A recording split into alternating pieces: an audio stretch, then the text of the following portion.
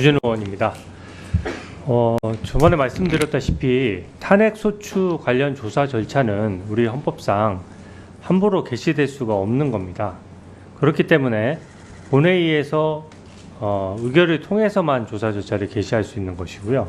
이게 정말로 조사가 필요하다라고 하면 민주당이 당론으로 발의해서 당당히 탄핵소추 요건을 맞춰서 과반수 의결을 하고 그에 따른 정치적 책임을 져야 되는 겁니다.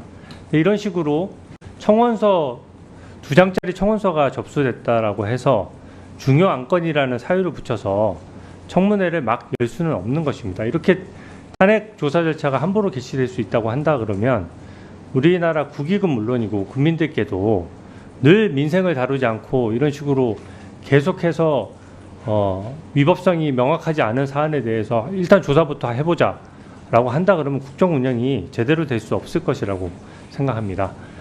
이게 지금 중요 안건이라고 하면서 지난번에 결국은 청문회를 열겠다고 했는데 그렇게 중요한 건이면 대체 토론을 왜 그렇게 제안하는 것입니까? 중요한 건일수록 대체 토론을 더 자세히 해야죠. 근데 국민의힘 의원들의 발언권은 최소한으로 아주 한두 명밖에 발언 못하도록 제한하면서 이렇게 중요한 건이라고 하면 국민 여러분께 설득력이 있겠습니까? 오늘 민주당 의원님들 발언 중에서 보면은 이게 방송법의 대통령이 위반해서 탄핵 사유가 된다는 말씀도 하셨습니다. 이거 지금 현재 민주당 의원님들 주장에 따르면은 청원서를 심사하기 위한 조사 절차라고 지금 말씀하시죠. 청원서에는 어디에도 방송법 관련된 내용이 없습니다. 그러니까 방송법을 언급해 가면서 이것도 위법이니 저것도 위법이니 민주당과 국민의힘에서 의견이 완전히 다른 사안에 가지고 탄핵 사유라고 운운하는 것 자체가 이것이 탄핵 절차를 우회하겠다는 의도가 드러나는 것이라고 생각합니다. 이렇게 청원서가 들어오면 사안만 중대하면 무조건 심사해야 한다고 한다면은 예를 들어서 법인카드 유용 의혹으로 이재명 대표의 국회의원 제명 청원이 만약에 들어와서 요건을 넘겼다라고 칩시다. 그러면은 그것도 중요한 건이기 때문에 심사합니까? 그거는 야당 대표는 의전서열도 굉장히 높고 중요한 위치에 계신 분이고 국정위에서 중요한 내용입니다. 대체 토론이 아닙니다. 증거 관련된 대체 토론이 발언을 아니기 때문에. 자, 주진우 의원님 잠깐 발언 중지해 주시고 타이머 꺼주세요. 의사진행 발언하겠습니다. 박은정 의원님 의사진행 발언을 할 때도 발언이 끝난 다음에 하시고요. 계속 말씀드립니다. 의원이 발언하고 있을 때는 좀 참으세요. 끝날 때까지. 그리고 거기에 대해서 이견이 있으면 의사진행 발언을 신청해도 좋고 뭐 해도 좋습니다. 그래서 이거는 여야 불문하고 위원장으로서 분명히 말씀드리는데 끼어들기 하시는 분들 경고합니다. 142조 2항에 따라서 조치할 수 있습니다. 그러니까 발언할 땐 제발 좀 들어주세요. 주진우 의원 발언해 주세요.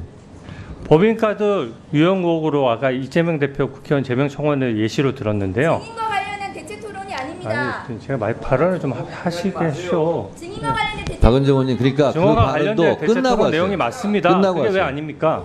끝나고 하세요. 지금 6명에 네. 대한 증인에 대한 대체 토론이 아닙니다. 자, 또 말씀하시죠. 위원장으로서 발언 중간에 제가 발언을 중지시킬 수도 있습니다. 위원장 재량으로. 여러분들은 그런 재량이 없어요. 그러니까 위원장이 할 테니까 알아서 할 테니까 좀 기다려 주시기 바랍니다. 자, 주진우 의원 발언하세요. 제가 주진우 의원 발언에 찬성해서 이렇게 하는 게 아니라 이거는 회의 진행상 이렇게 하는 겁니다. 그러니까 협조해 주세요. 자, 발언하세요. 네, 법인카드 유용 의혹으로 이재명 대표 국회의원 제명 청원이 들어왔을 때 다 따져보겠죠. 법인카드 유용에 관련된 증거가 얼마나 되는지 또 그 사유가 국회의원 제명 사유가 되는지 이런 등등을 다 따져볼 것입니다. 근데 이번 탄핵과 관련된 청원 관련해서는 그거를 하나도 따져보지 않은 상태에서 청문회부터 열겠다고 하는 겁니다. 보면 그 안건이 아까 법사위에 계류됐기 때문에 무조건 청원 대상이 된다는 식으로 말씀하셨는데 실제로는 법사위에 계류된 것은 청원 대상이 되는지 안 되는지를 여기서 따져보라는 것입니다.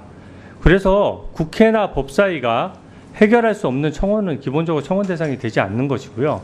그렇기 때문에 아까 예시로 들었던 문재인 전 대통령에 대한 탄핵 청원에 대해서도 청원 대상이 안 됐기 때문에 소위 심사도 하지 않고 종결됐던 겁니다. 그리고 그 사유들을 보면은요, 지금 순직 해병대원 사건 현재 수사 중일 뿐만 아니라 박정훈 수사단장이 일주일 만에 1000쪽도 안 되는 조사 결과 가지고 8명 입건했는데 얼마 전에 1년여 만에 경찰 수사 결과가 나왔습니다. 근데 수사 결과가 완전히 박정훈 수사단장 결론하고 달랐죠. 국방부 장관이 박정훈 수사단장의 조사 결과를 신뢰하지 못하고 그걸 지적했다고 하더라도 그것이 바로 직권남용이라고 단정하기 어려운 겁니다. 근데 무조건 탄핵 사유가 될 수도 있다는 거 가정해서 조사부터 하고 본다는 것은 이거는 탄핵 소추 절차를 엄격히 하라는 헌법 정신에도 맞지 않는 내용이고요. 더더군다나 지금 증인으로 신청된 사람들 보면은 여기 버젓이 도이치모터스 주가 조작 사건이라고 나와 있지 않습니까? 이게 대통령의 직무와 관련된 것만 탄핵 사유가 될 수 있는 거거든요. 그러니까 일반 국민이 청원하다 보니까 그거를 법리적인 걸 잘 몰라서 그렇게 신청을 한 것인데 이걸 가지고 증인 신청을 한다는 것 자체가 아예 법과 헌법에 맞지 않는 것입니다. 그렇기 때문에 자,